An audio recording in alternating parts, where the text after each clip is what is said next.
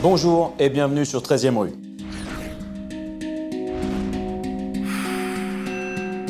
Tout l'été, nous allons vous raconter les destins hors du commun d'hommes et de femmes pour qui la réalité a dépassé la fiction. Ce sont des personnages au talent exceptionnel mais aux égos surdimensionnés et qui ont tous un jour basculé dans l'illégalité. Ce sont des criminels d'un nouveau genre. Des criminels 2.0.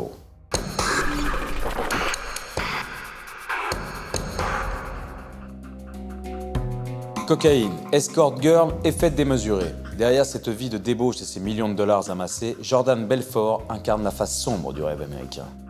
Celui qu'on a surnommé le loup de Wall Street est sans doute le plus bel escroc qu'ait connu Manhattan. Un criminel d'une telle envergure que Martin Scorsese en a fait le héros de son dernier film, interprété par Leonardo DiCaprio. Mais dans notre documentaire exclusif, vous verrez qu'Hollywood ne vous a pas tout raconté. Nous avons rencontré l'inspecteur du FBI qui l'a traqué pendant des années. Des victimes ruinées par ces arnaques et d'anciens traders qui nous révèlent le système Jordan Belfort. Nous sommes retournés sur les lieux qui l'ont fait et nous avons retrouvé des archives inédites.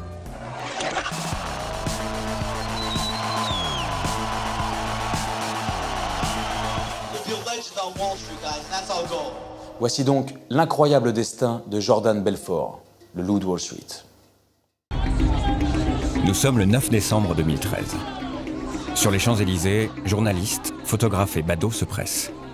Tous essayent de retenir l'attention de la star du jour, Leonardo DiCaprio. Il est venu présenter ici son dernier film, Le Loup de Wall Street. Il y incarne un de ses rôles les plus marquants, l'histoire inimaginable d'un trader qui devient riche à millions à seulement 27 ans.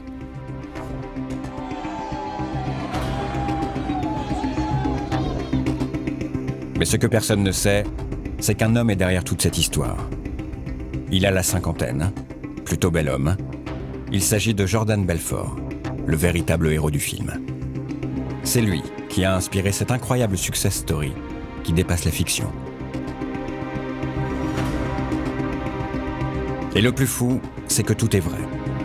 Nous avons retrouvé ces images inédites en France, où on y voit toute la démesure du trader. À 28 ans, il possède ce yacht, un hélicoptère, et il donne des fêtes démesurées.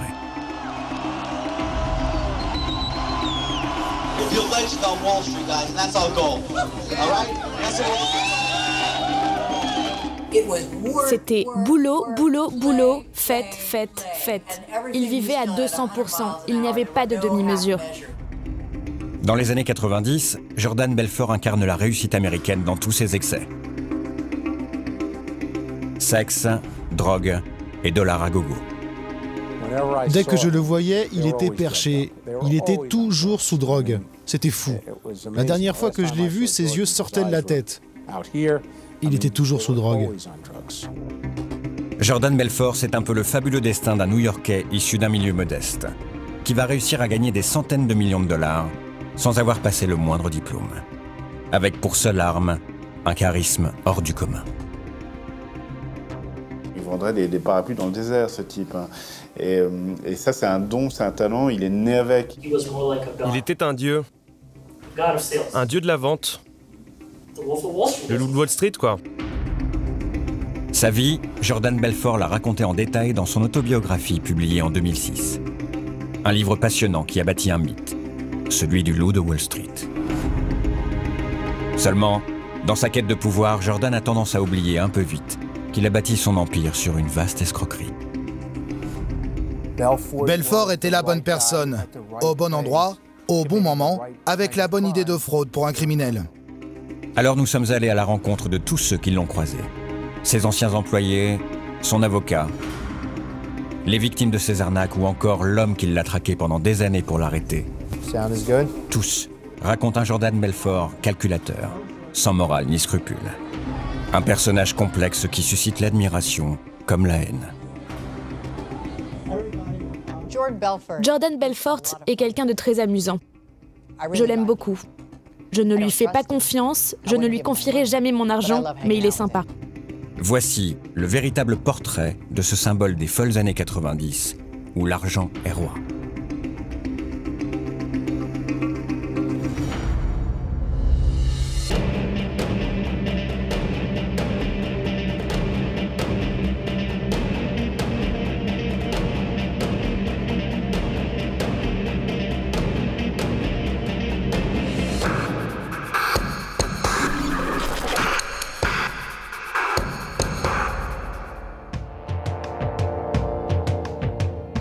Si Jordan Belfort incarne à merveille l'American Dream, c'est parce que cet homme qui a fait trembler la bourse de New York est né ici, dans le Bronx, en 1963.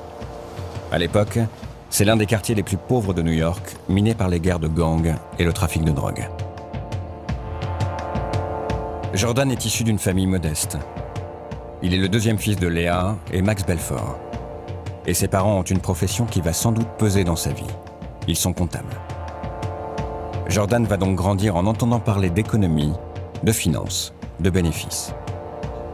Toute son enfance va être marquée par la misère sociale de son quartier et la peur des fins de mois difficiles.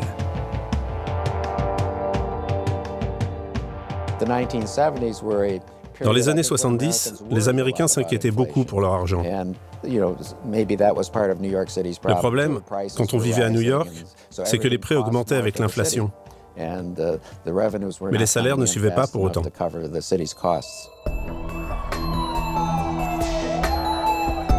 Pour préserver leurs enfants de la délinquance du Bronx, les Belfort décident de déménager. Ils n'ont pas les moyens d'aller au cœur de New York à Manhattan. Alors ils s'exilent dans ce quartier éloigné beaucoup plus tranquille, le Queens. Ils posent leurs valises ici, à Bayside. Il s'agit d'une petite ville nichée au bord de l'Atlantique. Et nous avons retrouvé l'endroit où a vécu la famille. Un immeuble pas très glamour, typique de la middle class américaine. À l'interphone, il y a encore le nom de ses parents.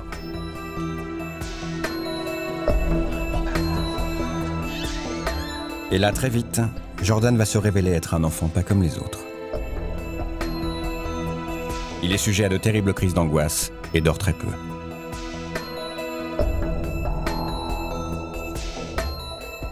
Sa mère raconte que souvent elle entrait dans sa chambre le soir pour vérifier s'il dormait et il était assis sur son lit, il dormait pas du tout.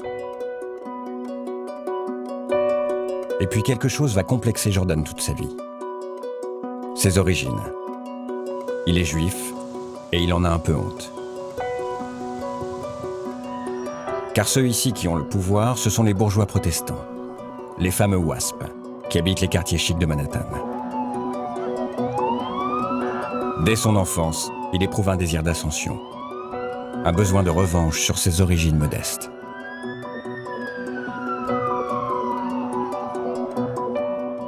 Il se décrit comme un petit juif, donc on a l'impression voilà, il se sent pas à l'aise dans ce corps, il aimerait avoir un corps plus, peut-être qui correspond plus, je sais pas, au canon américain, il aimerait peut-être être grand, blond, élancé, et bon, il est plutôt petit, un peu râblé.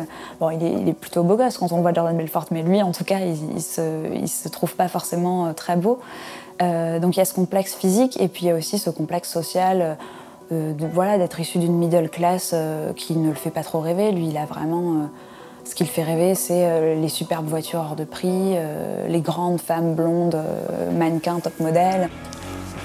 Adolescent, Jordan a des goûts de luxe. Mais comme il est issu d'un milieu modeste, il n'a pas le choix. S'il veut gagner de l'argent de poche, il va devoir travailler.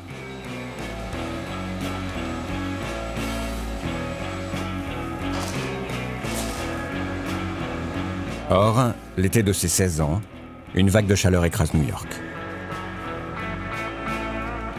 Jordan achète alors 2 glacières et se rend dans un parc tout près de chez lui.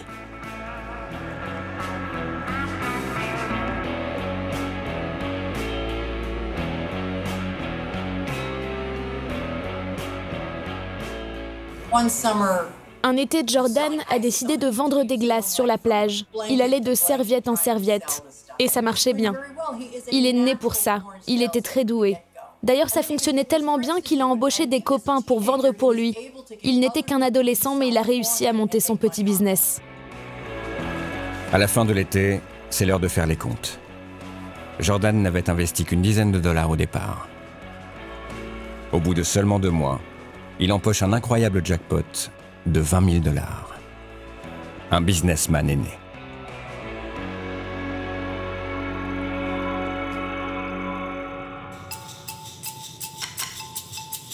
Cet argent, Jordan Belfort l'économise pour entrer à l'université. Il quitte alors l'appartement familial pour se rendre à Baltimore, à 3 heures de route de New York. Il intègre une école qui pourrait exaucer ses rêves de richesse. Le Baltimore College of Dental Surgery. Mais là, rien ne se passe comme prévu. Il fait ce que sa mère a toujours voulu, une école de médecine dentaire. Et il raconte dans son livre que dès son premier jour de fac, le doyen fait un discours inaugural et dit aux élèves que l'âge d'or des dentistes est fini. Jordan se dit « Ok, alors qu'est-ce que je fais ici ?» Il se lève, il quitte la salle et il ne remet plus jamais les pieds en fac dentaire, au grand désespoir de sa mère, mais bon, il finit rapidement par retomber sur ses pieds. Nous sommes en 1983. Jordan Belfort a 20 ans et aucun diplôme. Il espérait prendre sa revanche sur les WASP grâce au métier prestigieux de dentiste. C'est raté. Alors il va revenir à ce qu'il sait faire depuis le début, acheter et vendre. Il se lance comme commercial à New York.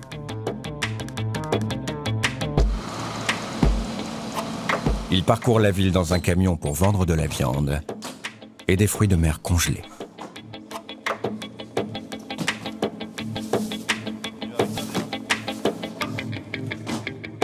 Jordan rejoint cette entreprise-là, devient vendeur. Et en fait, très rapidement, il explose tous les records de vente. Il devient le meilleur vendeur de toute l'entreprise.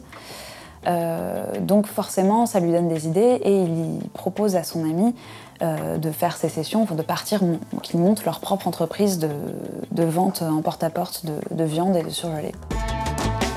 Au bout de quelques mois, Jordan démissionne et crée sa propre entreprise concurrente. Il est persuadé qu'il n'a besoin de personne et que l'argent coulera à flot. Les premiers mois lui donnent raison.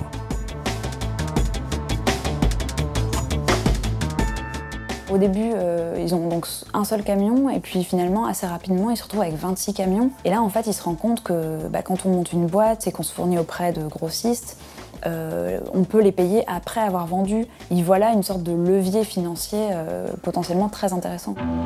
L'adolescent complexé et anxieux s'est maintenant transformé en entrepreneur à succès.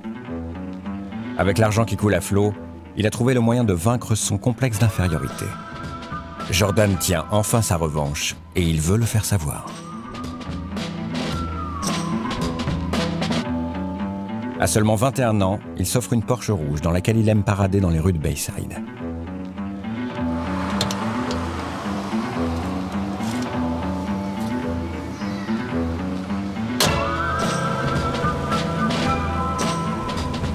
Mais derrière cette réussite tapageuse se cache un défaut majeur. Jordan ne pense qu'à l'argent, il se moque des lois.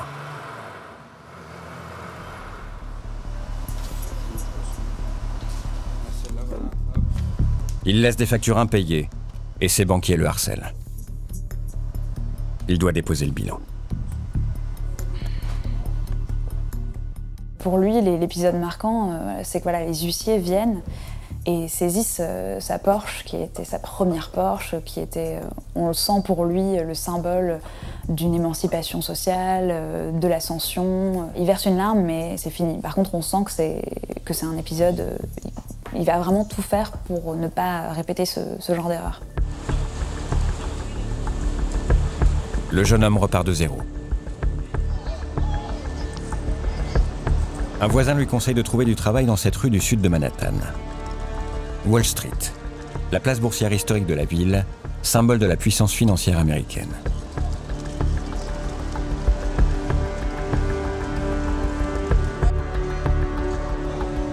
À l'époque, dans les années 80, Wall Street est en pleine ébullition. Tous les New-Yorkais sont convaincus que la bourse a sauvé leur ville de la faillite. Jordan est immédiatement séduit. Il y voit l'assurance d'un travail facile et la promesse de gagner beaucoup d'argent.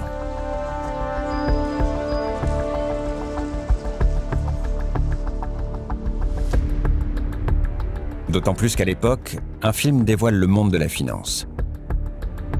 Il s'agit de Wall Street, d'Oliver Stone avec Michael Douglas. L'histoire dénonce les arnaques financières de Gordon Gekko, un trader sans scrupules.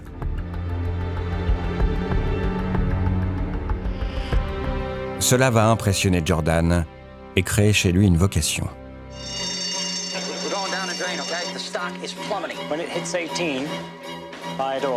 Something big is going down. I want you to fill out the missing picture. Wall Street. Ces jeunes hommes très bien habillés faisaient beaucoup d'argent et s'appelaient entre eux les maîtres de l'univers. Je pense que le film Wall Street capture vraiment bien ce qui s'est passé. Tout cet argent qu'on gagnait là-bas. Le but de Gordon Gekko, gagner le plus d'argent possible. Sa célèbre réplique devient un mantra pour Jordan. L'avidité, c'est bien. Greed is good. Greed, for lack of a better word, is good. Nous sommes en 1987. Jordan a 24 ans. Il monte dans un bus, costume repassé et CV en main. Il est bien décidé à conquérir Wall Street. C'est à ce moment précis que son destin va basculer. Jordan a rendez-vous au 23e étage d'une grande tour de la célèbre 5e avenue à Manhattan. Il postule à un stage pour devenir trader chez LF Rothschild.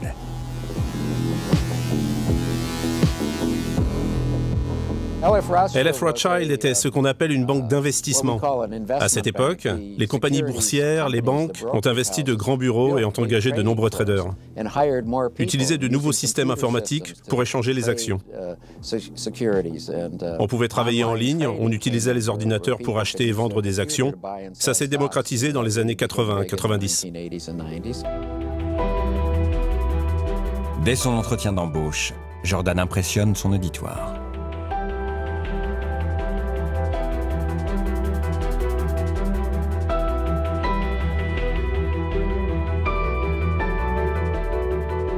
Son employeur lui demande « Donnez-moi une raison de vous embaucher ». Et il lui répond Qu'est-ce que je peux faire pour vous ?» Et il lui dit voilà, donnez-moi envie d'acheter quelque chose. Et il prend au hasard une action dans la cote et il ne connaît absolument pas. Et il commence à vanter les mérites de cette action en disant ça va performer, gain garanti. Et là, son employeur lui dit ce que vous venez de faire est totalement illégal parce qu'on ne garantit jamais un gain, mais je vous embauche quand même. Le lendemain, Jordan pénètre dans une salle mythique, la Boiler Room. L'endroit est bondé de traders pendus à leur téléphone. Un choc visuel qu'il décrit longuement dans son livre. Jamais plus je n'oublierai cette clameur, semblable au grondement d'une foule en furie, qui allait changer ma vie pour toujours. C'était le cri de jeunes hommes dévorés de cupidité et d'ambition, s'engageant cœur et âme pour les riches businessmen de toute l'Amérique. C'est très excitant, on prend des grosses décisions en quelques secondes. On achète, on vend, et si on fait un bon coup, on crie « Hurrah !» Si on perd de l'argent, on est déçu, alors on hurle des grossièretés. Il n'en revient pas, il est très surpris, lui qui vient de cette classe moyenne du Queens, très surpris de voir qu'il rentre dans cette espèce de temple de la finance avec un nom très prestigieux. Pendant 6 mois, le stagiaire apprend les ficelles du métier. Comme il débute, il est seulement connecteur. Son rôle, réussir à joindre les acheteurs potentiels au téléphone, puis les passer aux traders pour qu'ils concluent des affaires.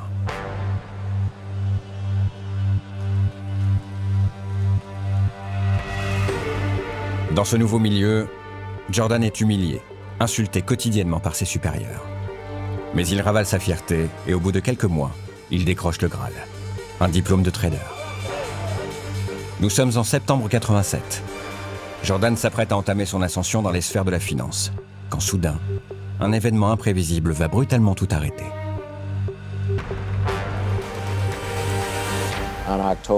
Le 19 octobre 1987, le marché s'effondre en une journée.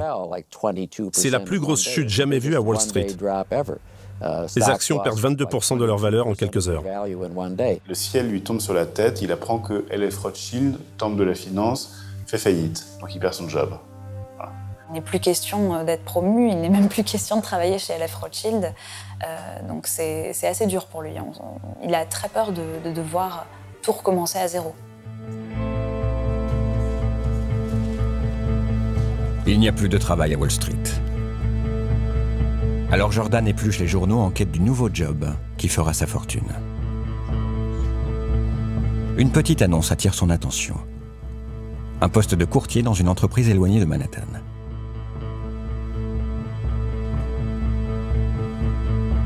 Investor Center est une société qui prospère avec des actions un peu particulières.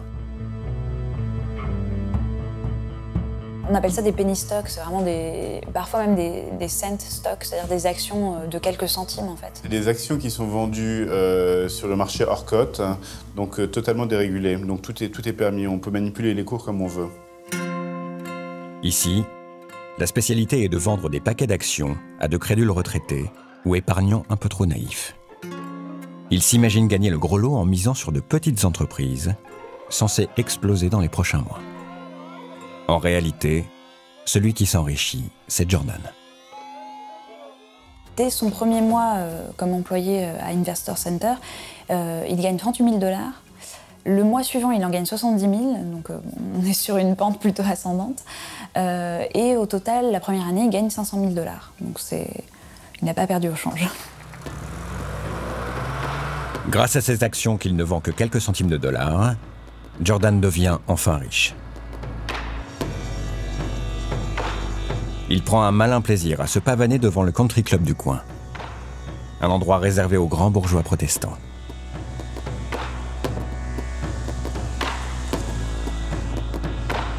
Un club où lui, le juif issu des bas-fonds de New York, n'aura jamais le droit de s'inscrire.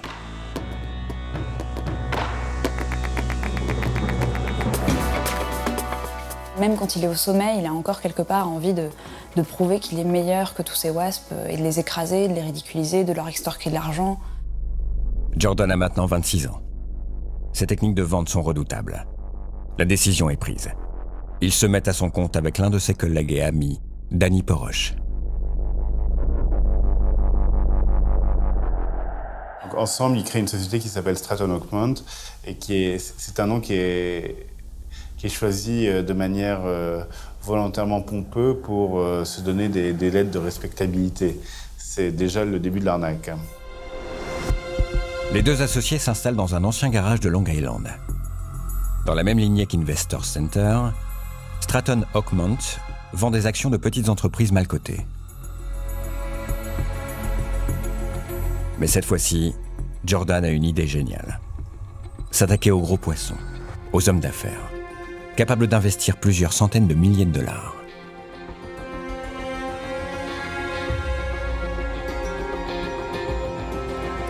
Pour cela, il s'entoure d'une douzaine d'amis rencontrés pendant son enfance à Bayside. Des types un peu paumés, totalement ignorants du monde de la finance. Ça commence comme n'importe quelle petite entreprise un peu foireuse. C'est un peu artisanal. Les débuts sont poussifs. Alors Jordan travaille encore et encore sa technique de vente. Et au bout de quelques mois, il livre à ses employés une sorte de mode d'emploi de la vente forcée. Une méthode qui s'appelle Straight Line Persuasion System. Un document qui permet d'anticiper les réponses des clients potentiels. Il leur prépare une espèce de feuille où il y a des dialogues tout prêts, que ses employés n'ont plus qu'à apprendre par cœur pour pouvoir les marteler avec encore plus d'assurance. Nous avons retrouvé l'avocat de Jordan Belfort. Il se souvient très bien des phrases que les traders débutants apprenaient par cœur. L'action va doubler. Nous la vendons à un très bon prix. Nous sommes très proches de la société, nous avons de très bonnes sources, nous avons des informations que personne ne connaît. C'est une super opportunité. J'ai seulement 5000 actions à vendre. Ça va partir très vite. Et s'il sentait une hésitation, un client qui disait « Bon, il faut que j'en parle à ma femme », le trader répondait « Quoi, vous devez en parler à votre femme? Vous n'êtes pas celui qui prend les décisions? De quoi avez-vous peur? C'est le genre d'opportunité que votre femme voudrait saisir. » Le succès est foudroyant. Au bout de seulement 1 an, Stratton Oakmont déménage dans de nouveaux locaux bien plus grands, flambant neufs.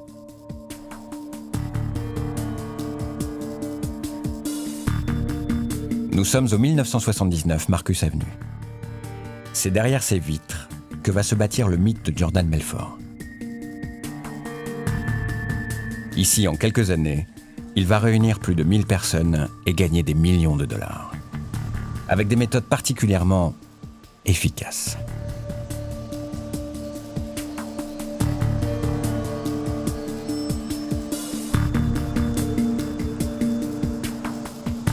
Et Et le choix de cet emplacement éloigné de Wall Street ne doit rien au hasard selon Joel Cohen.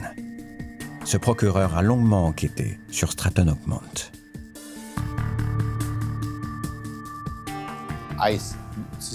Je pense qu'ils se sont installés à Long Island parce que c'était moins cher que Wall Street, mais surtout parce que cela permettait de recruter des jeunes sans expérience, mais complètement avides d'argent.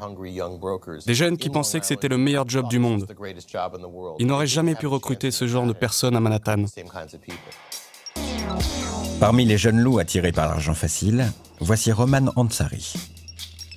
Il a accepté en exclusivité de raconter les coulisses de cette société hors du commun. Je travaillais dans une petite supérette et un employé de Stratton Oakmont est rentré dans la boutique.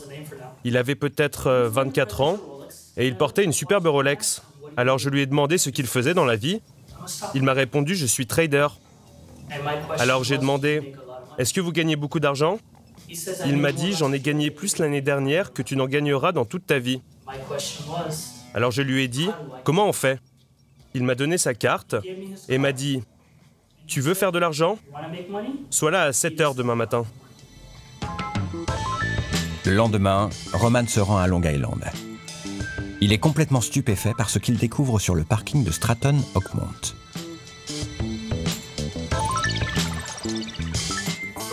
Des Ferrari, des Porsche, des Lamborghini, que des belles voitures. Je ne me souviens pas avoir vu une seule voiture abordable. À l'intérieur, il règne une ambiance survoltée dès 6h30 du matin.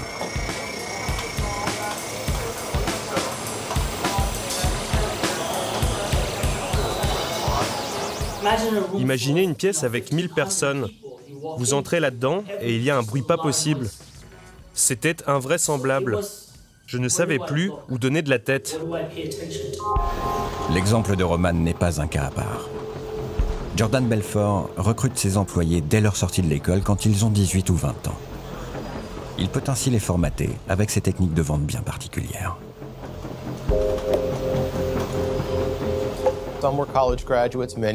Les traders étaient jeunes, début de vingtaine. Certains diplômés de l'université, mais souvent ils sortaient juste du lycée. Ils devaient passer, comme c'est toujours le cas aujourd'hui, une licence pour avoir le droit de vendre des actions. Ce n'est pas un examen très difficile. Mais beaucoup ont échoué, et quand nous avons commencé à enquêter, à les interroger, nous avons découvert que la plupart d'entre eux payaient des personnes pour passer l'examen à leur place. Tous les matins, Jordan Belfort monte sur l'estrade et livre des discours enflammés à ses stratoniens, comme il aime les appeler.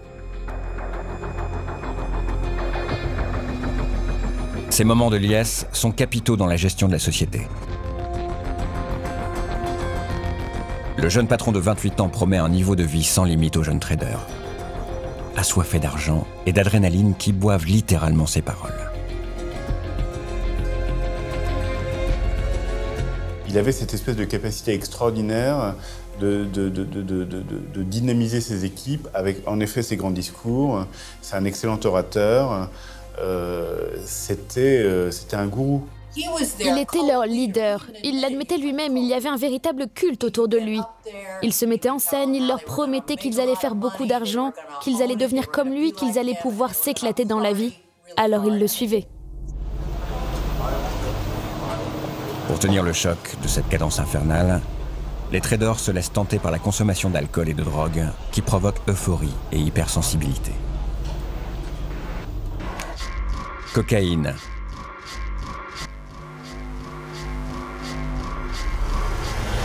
Et Mandrax, un médicament qui fait planer.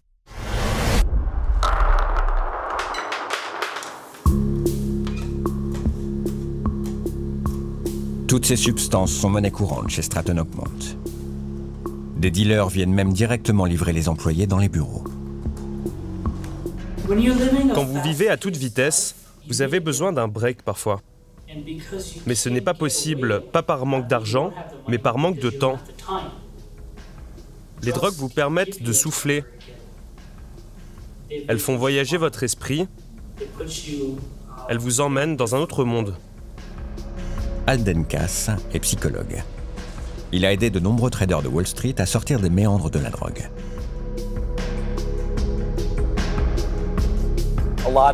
Beaucoup de traders utilisaient ces drogues pour se sentir moins coupables, apaiser leur mauvaise conscience d'arnaquer les investisseurs. Jordan lui-même est complètement accro. Il consomme des dizaines de pilules chaque jour.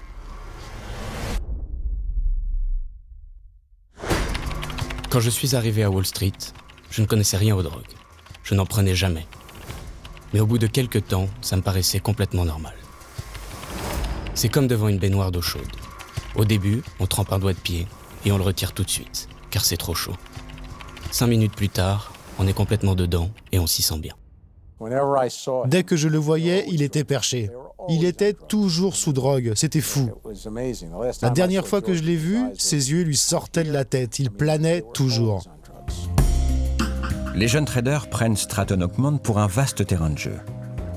Il y règne une ambiance de débauche inouïe rarement vue dans les salles de marché.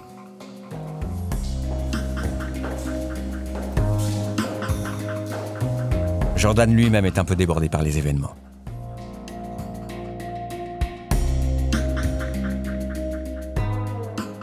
Un jour, il voit deux employés, une femme et un homme. La jeune femme qui a 17 ans, qui est une assistante de 17 ans, en train de faire une fellation dans l'ascenseur de l'entreprise. L'ascenseur est un ascenseur en verre, hein. Donc tout le monde voit ça. Donc, et il m'a raconté, quand j'ai vu ça, j'étais très très choqué. Mais quand je me suis rendu compte que personne ne se plaignait, que ni les personnes qui avaient vu la fellation se plaignaient, et ni même l'assistante qui l'avait pratiquée ne se plaignait, j'ai laissé faire, et si les gens s'amusent, c'est très bien comme ça. Il avait dû faire passer une circulaire dans l'entreprise, enjoignant les salariés de ne pas faire l'amour entre 8h et 19h. Et la circulaire était estampillée d'un couple en train de faire l'amour en levrette avec un rond et une barre, comme une sorte de stop. Mais cette règle n'est pas respectée. Jordan Belfort est d'ailleurs le premier à la transgresser en organisant des challenges toujours plus fous pour motiver les troupes de Stratton Oakmont.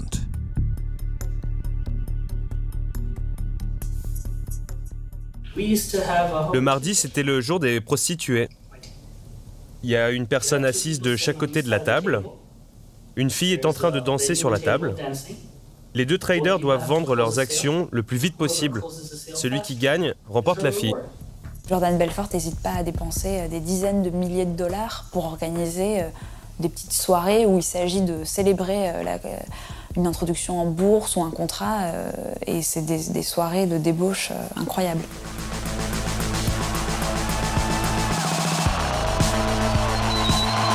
Nous avons retrouvé des images jamais diffusées en France. On y voit les employés de Stratton Oakmont débarquer par quart entier dans les fêtes données par leur patron.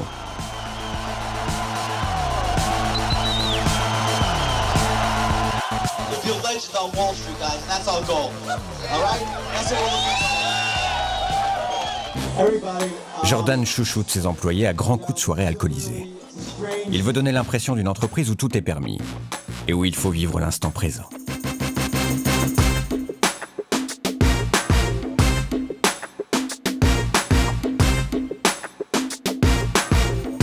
Nobody else has this. Cherish this time of your life, people. It doesn't come around that often. It doesn't. Cherish it, hold it sacred.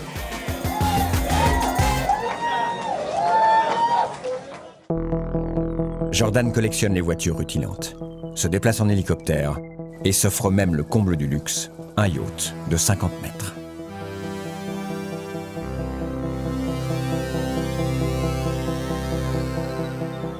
L'ascension sociale pour Jordan Belfort passe vraiment par la possession et l'exhibition même de biens. Il est vraiment... Aujourd'hui, on dirait qu'il est très bling-bling. Dernière pièce pour compléter sa panoplie du parfait millionnaire. Sa femme Nadine. Une jolie top modèle britannique repérée dans une publicité à la télévision. That's mine. Yeah, doggy. Miller Lite, their less filling really tastes great. Lui, il la tient en quelque sorte par l'argent et elle le tient par l'amour ou le sexe ou en tout cas l'illusion d'avoir un mariage parfait. Jordan vit à 200 à l'heure. Il tient enfin sa revanche sociale. Et comme pour asseoir sa puissance, il rachète cette maison où nous nous sommes rendus, à Long Island.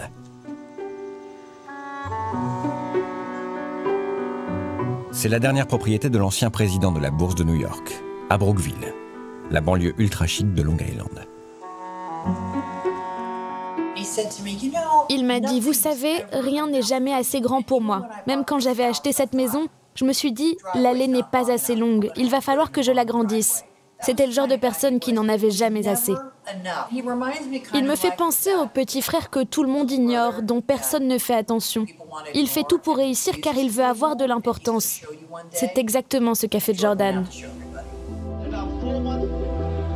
Et étonnamment, ce mode de vie démesuré fait de folles dépenses est aussi une stratégie bien pensée pour mieux contrôler ses stratoniens, inciter à se sacrifier au travail pour imiter son train de vie. Malgré tout l'argent qu'ils ramènent, ils sont tous aussi fauchés les uns que les autres. Ils dépensent jusqu'au dernier cent pour tenter d'imiter mon style de vie. Alors, ils finissent par avoir des fins de mois difficiles en gagnant 1 million par an. Ce que je veux dire, c'est qu'il est plus facile de les contrôler s'ils sont fauchés. C'est grâce à ça que ça fonctionne. Jordan est un individu calculateur et manipulateur. Il est le genre de personne qui sait utiliser son charisme pour attirer l'attention sur lui. Ce sont des maîtres dans la psychologie humaine. Ils arrivent vraiment à embobiner tout le monde. Ils veulent absolument avoir une emprise sur leurs proches, et grâce à ça, ils se sentent beaucoup mieux. Ils ont l'impression d'avoir le contrôle. Seulement, tout cet univers de décadence où les millions de dollars pleuvent tous les jours est en réalité bâti sur de vastes arnaques. En 1991, Forbes, le magazine référence dans le monde de la finance, se fend d'un portrait de Jordan Belfort. Un portrait assassin. La journaliste pointe les opérations troubles de Stratton Oakmont.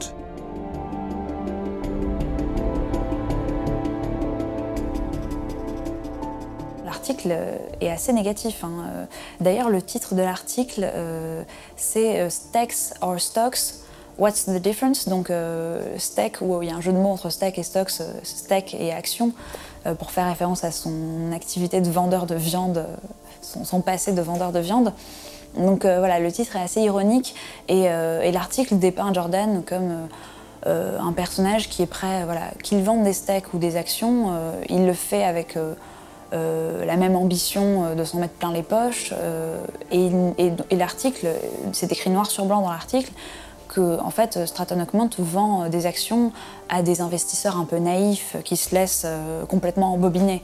Donc déjà, à l'époque, les agissements pas très nets de Stratton Oakmont sont d'autorité publique. Nous avons retrouvé l'une des victimes de la société de Jordan. Robert Sherin est contacté en 92 par Stratton Oakmont. À l'époque, il est un jeune entrepreneur dans le textile. Il souhaite investir ses économies.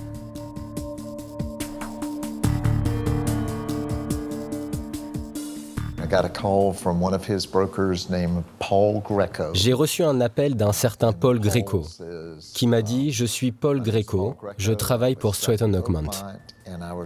J'ai eu vos coordonnées par l'un de vos copains d'université. Il était avec vous à Harvard.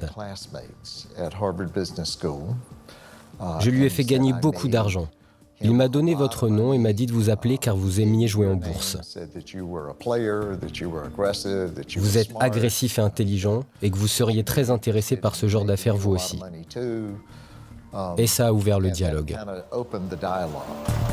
Convaincu par le bagou imparable de son interlocuteur, Robert Sherin se laisse griser par les promesses de gains rapides.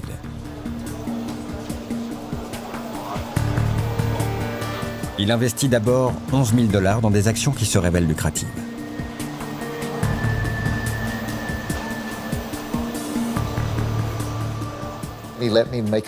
Ça m'a fait gagner pas mal d'argent, quelques milliers de dollars. Donc je me suis dit 20% de gains en un mois, c'est exceptionnel. Et après il a rappelé et a dit bon maintenant, soyons plus joueurs. J'étais prêt à sauter dans le grand bain et je l'ai fait. L'entrepreneur achète plusieurs centaines de milliers de dollars d'actions par le biais de Stratton Oakmont. Comme lui, Les autres victimes de cette supercherie sont ciblées avec soin. Des particuliers résidant en dehors de l'État de New York. Des personnes influençables qui évoluent loin des sphères de Wall Street. Impossible alors d'aller vérifier les belles paroles des traders.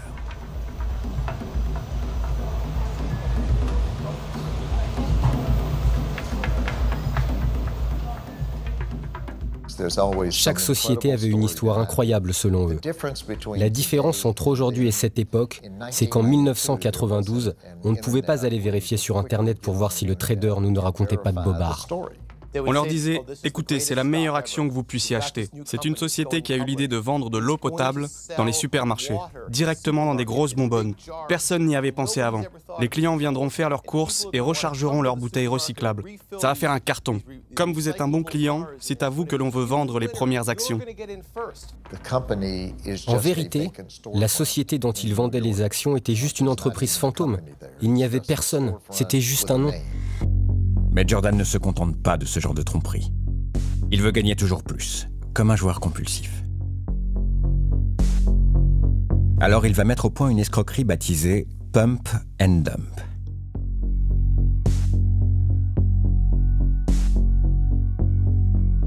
Le pump and dump, c'est quand on augmente artificiellement le prix d'une action et qu'on revend toutes ces actions au prix fort.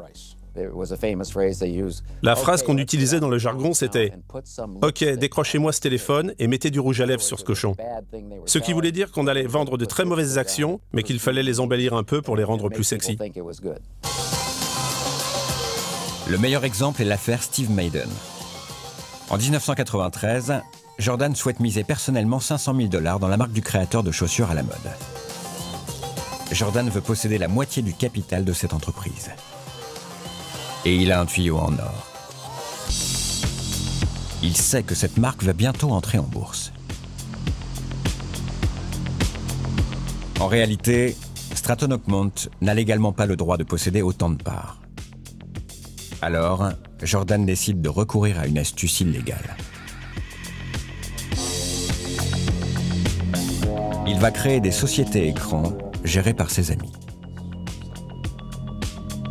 Il échappe ainsi au radar de la SEC, la Securities and Exchange Commission, le gendarme de la bourse américaine.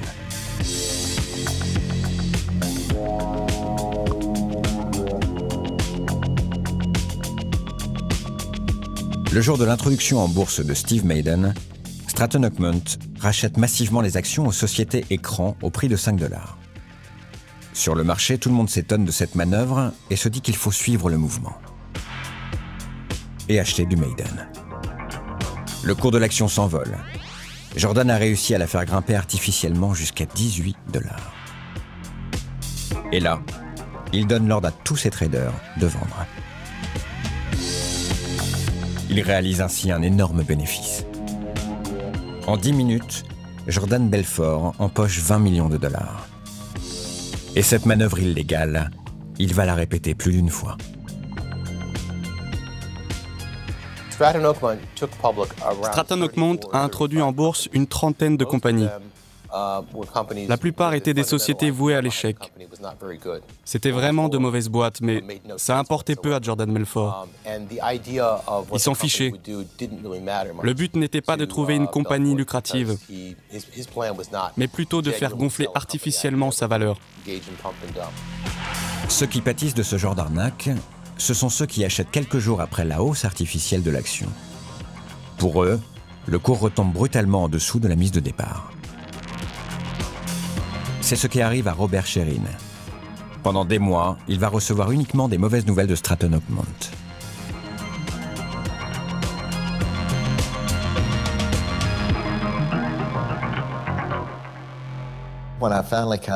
Quand j'ai commencé à me rendre compte que je perdais de l'argent, j'ai demandé à vendre toutes mes actions. Et c'est là que le combat a commencé. Je hurlais au téléphone en disant « Vendez tout ce que vous pouvez, je veux récupérer mon argent ». C'est fini, je hurlais. Et à l'autre bout du fil, le trader me répondait « Mais vous êtes vraiment trop stupide pour gagner de l'argent. Vous êtes un idiot. » Il me hurlait dessus. 2 fois, Ils m'ont transféré l'argent sur d'autres actions, alors que j'avais demandé le retour de mes fonds. Ils ont acheté d'autres actions sans ma permission. Donc ça a pris un temps fou et beaucoup d'efforts pour qu'ils finissent par vendre toutes les actions et m'envoyer le peu d'argent qu'il restait. Au total, Robert Sherin va perdre une grande partie de ses économies, c'est-à-dire 170 000 $. Et pour d'autres, la situation est bien pire. Beaucoup de ses victimes, des centaines de personnes ont perdu toutes leurs économies dans ces arnaques. Ils ne pouvaient plus payer leurs prêts, assurer leur retraite ou les études de leurs enfants. Cela a été prouvé. Alors quand Jordan Belfort raconte que toutes ses victimes étaient riches, même si cela ne fait aucune différence, c'est complètement faux et c'est très grave.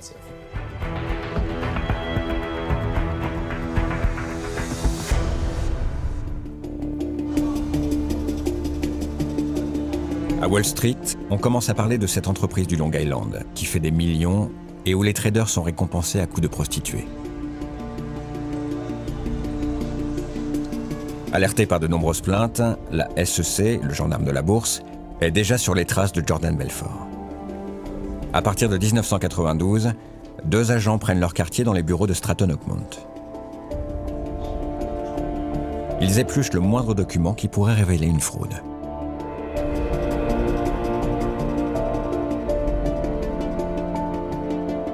Le chauffage est au niveau 0 pour qu'ils aient le plus froid possible. Il y a évidemment des micros dans cette pièce-là. Et en fait, pour Jordan, c'est un petit peu... l'idée, c'est un peu d'appliquer ce proverbe « Keep your friends close and your enemies closer ». Jordan et Danny Porosh étaient des gros preneurs de risques. Ils pensaient qu'ils pouvaient battre la SEC. Et pour être honnête, on s'en est pas mal sorti pendant plusieurs années. Mais la SEC ne parvient pas à coincer Jordan. Alors un homme va jurer d'avoir la peau du loup de Wall Street. Il s'agit de Gregory Coleman, un agent du FBI. Pour nous, il a accepté de revenir sur l'enquête de sa vie. Quand tout a commencé, il a 30 ans. Il est simple, honnête et mène un train de vie modeste. Il est l'opposé de Jordan Belfort. Et surtout, il déteste particulièrement la débauche d'argent, l'avidité dont fait preuve Jordan.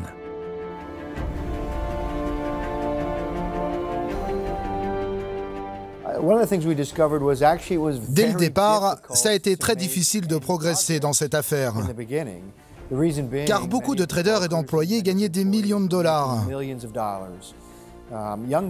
C'étaient des jeunes hommes qui avaient des revenus hors du commun. Donc forcément, ils n'avaient pas du tout l'intention de coopérer avec le FBI ou les autorités. C'était très difficile pour nous de prouver les fraudes. Jordan est un homme très charismatique. C'est un beau parleur. Donc j'ai compris que mon enquête allait être très difficile. C'est une partie de cache-cache entre lui et le FBI qui méprise souverainement. Donc il adore. C'est-à-dire que c'est un escroc, il le sait très bien.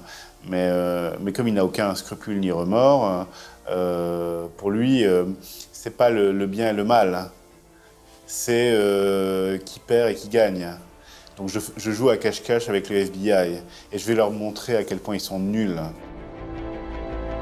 Et dans ce bras de fer, la première victoire revient à la SEC. Après 2 ans d'enquête, elle a réuni des preuves irréfutables de malversation. Jordan Belfort doit quitter la tête de son empire, payer une amende de 2 millions de dollars et ultime sanction pour lui, il doit rendre sa licence de trader.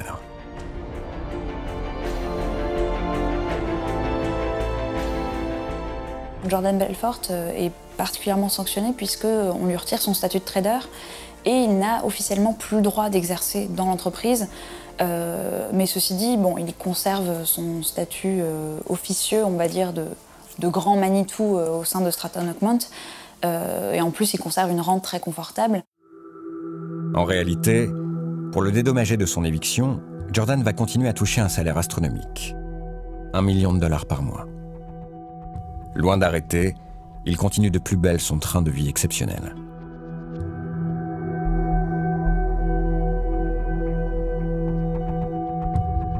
C'est alors qu'il va commettre une erreur qui lui sera fatale. Il organise l'évasion fiscale d'une grande partie de ses revenus. Une magouille rocambolesque. Il envoie discrètement de l'argent liquide en Suisse. Il a utilisé des passeurs. Il paye une femme qui a la nationalité suisse et qui est mariée à un Américain. Le couple fait ça en duo. Le mari était le dealer de Jordan. Sa femme étant suisse, c'était la combinaison parfaite pour ne pas se faire pincer. Ne doutant de rien, Jordan a même une idée totalement saugrenue et terriblement risquée. Scotcher l'argent liquide sur les corps des passeurs. Il donnait l'argent liquide et les passeurs le cachaient de manière différente. Parfois dans les bagages, parfois scotchés à même leur corps et même parfois les deux.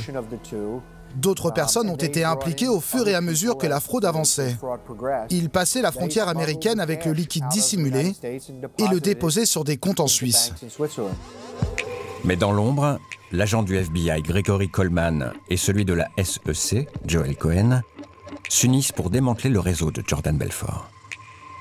Ils gagnent la confiance des autorités suisses et reçoivent enfin la preuve du blanchiment d'argent. Je me souviens quand nous sommes rentrés de l'un de nos voyages à Genève avec Gregory Coleman. Le lendemain, une boîte est arrivée au courrier avec un pli à l'intérieur. Nous l'avons ouvert et cela a confirmé ce dont on se doutait. Jordan et ses associés avaient des comptes cachés en Suisse. Jordan Belfort n'a plus aucune porte de sortie. Il est cerné de toutes parts. En 1998, il est arrêté et inculpé pour fraude et blanchiment d'argent. Il savait que je le pourchassais depuis 6 ans. Je pense qu'il était soulagé que cette chasse à l'homme soit enfin terminée. À la fin de la journée d'interrogatoire, il a plaidé coupable, non seulement pour le blanchiment d'argent, mais aussi pour toutes les fraudes commises par Stratton Oakmont. Le coupable risque alors une lourde peine de prison. Mais une fois de plus, Jordan va trouver le moyen de sauver sa peau. La justice américaine peut se montrer clémente avec ceux qui collaborent. Alors Jordan balance tout. Il donne la liste de tous ses complices. Si Belfort n'avait pas voulu coopérer, s'il n'avait pas décidé de travailler avec les autorités et qu'il n'avait pas plaidé coupable, il aurait pu être condamné à 21, voire 27 ans de prison lors de son procès. Finalement, Jordan Belfort s'en sort bien. Il écope de seulement 4 ans de prison. En revanche, tous ses biens sont saisis. Ses propriétés, son hélicoptère, ses comptes bancaires.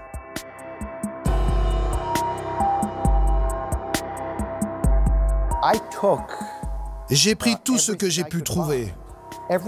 Chaque dollar qu'il a gagné depuis le début de ses activités, c'est de l'argent volé. Donc il devait le rembourser. À son procès, Belfort a été condamné à rembourser plus de 110 millions de dollars à ses victimes. Et le juge a fait quelque chose de très inventif. Il a demandé à ce que Belfort puisse garder la moitié de ses revenus et donner le reste pour rembourser les victimes, jusqu'à ce qu'on arrive au total de 110 millions. Le juge a compris que Belfort avait la capacité de bien gagner sa vie, mais que si la justice lui prenait 100% de ses revenus, il ne s'embêterait plus à travailler et les victimes ne reverraient jamais leur argent. Après de nombreuses procédures judiciaires, Jordan Belfort est incarcéré au début de l'année 2002 dans une prison fédérale. Grâce à sa bonne conduite, il n'y restera que 22 mois et fera même une belle rencontre. Après toutes ces aventures, quand il finit par passer 22 mois enfermé dans l'une des pires prisons des États-Unis, en Californie, il s'avère que son voisin de cellule est Tommy Chong, l'humoriste très connu aux États-Unis. Parmi tous les détenus du pays, il a fallu qu'il tombe sur quelqu'un de célèbre. Jordan a 40 ans et son rêve américain se termine ici, en prison. Mais une fois de plus, il va rebondir. Il profite de son incarcération pour raconter son histoire incroyable. Son enfance modeste, le culte de l'argent, les prises de drogue surhumaines et sa lente descente aux enfers. Tommy lui a conseillé d'écrire un livre sur sa vie, mais Jordan n'avait aucune expérience là-dedans. Donc il raconte qu'il a commencé à lire Le bûcher des vanités de Tom Wolfe et qu'il a écrit des pages et des pages dans ce style.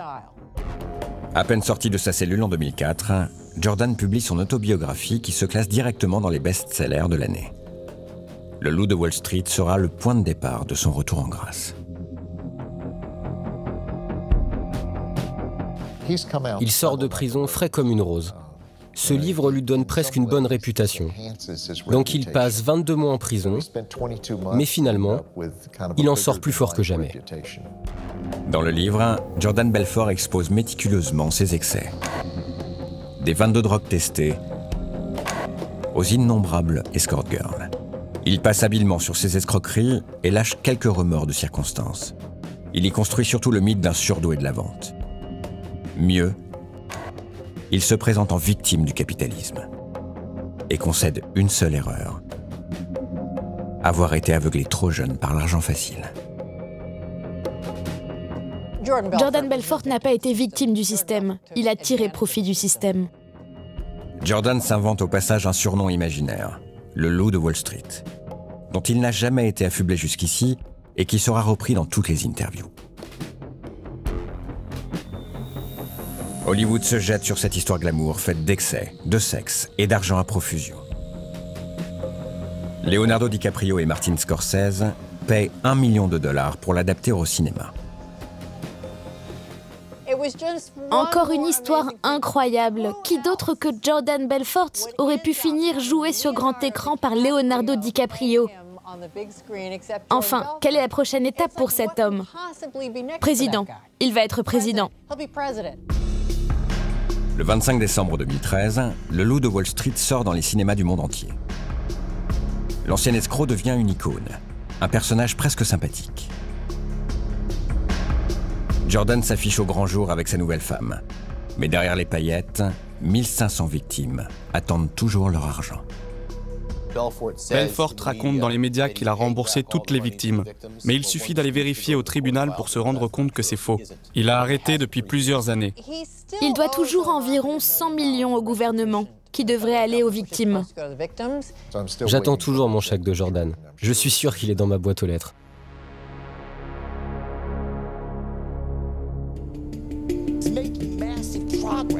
Le tapage médiatique autour du film est une aubaine. Il en profite pour lancer un nouveau business. Il donne des conférences et des interviews qu'il facture $30 000 de l'heure et propose même sa fameuse méthode de vente sur Internet. One of the greatest myths, and I've seen this myself in person, is that you really shouldn't ask for the order more than 2, maybe 3 times. Let me tell you something. Most times it's on actually the 5th or 6th time that you actually ask someone to take action that they do take action. Je suis sûre que beaucoup de jeunes hommes y vont car ils ont envie de voir le personnage du film, mais pas celui qui est allé en prison. Il a eu beaucoup de femmes, il a essayé plein de drogues, il avait tous ses gadgets, ils veulent un peu lui ressembler. L'Amérique, c'est le pays des deuxièmes, voire des troisièmes chances. Dans d'autres pays, on resterait discret par honte des fautes qu'on a commises. Mais aux États-Unis, il y a un marché pour ça. On aime écouter tout ce que les gens ont fait de mal. Vous agissez mal, allez en prison, Leonardo DiCaprio vous interprète au cinéma et maintenant vous faites de l'argent sur le dos des gens qui viennent pour vous rencontrer. C'est comme ça que ça marche dans ce pays.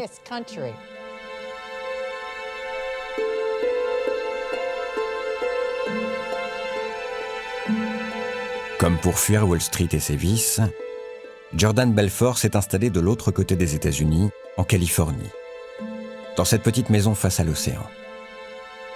S'il n'a plus le train de vie démesuré de ses 30 ans, Jordan savoure aujourd'hui sa victoire. Il a réussi à faire de son passé sulfureux un fonds de commerce très rentable. Des milliers d'adorateurs boivent jour après jour ses paroles. Le roi de la vente est de retour.